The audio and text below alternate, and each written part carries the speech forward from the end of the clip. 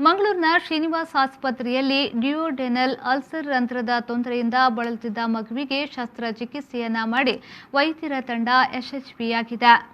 ಮಗುವನ್ನು ಆಸ್ಪತ್ರೆಗೆ ಕರೆತರುವಾಗ ಉಸಿರಾಟದ ತೊಂದರೆಯಿಂದಾಗಿ ತೀವ್ರವಾಗಿ ಅಸ್ವಸ್ಥಗೊಂಡಿತ್ತು. ತಕ್ಷಣವೇ ಶ್ರೀನಿವಾಸ್ ಆಸ್ಪತ್ರೆಯ ವೈದ್ಯರು ಎಚ್ಚೆತ್ತು ಮಗುವಿಗೆ ಚಿಕಿತ್ಸೆ ನೀಡಲು ಮುಂದಾದರು.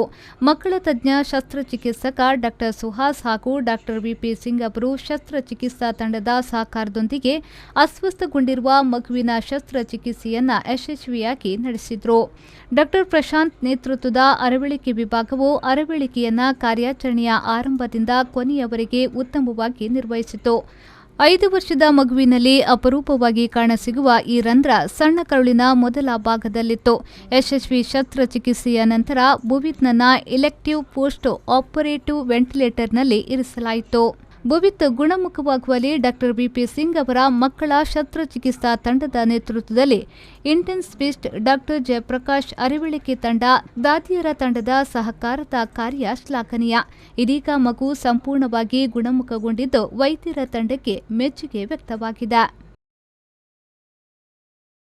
ಬ್ಯೂರೋ ರಿಪೋರ್ಟ್, ವಿ4 ನ್ಯೂಸ್, ಮಂಗಳೂರು.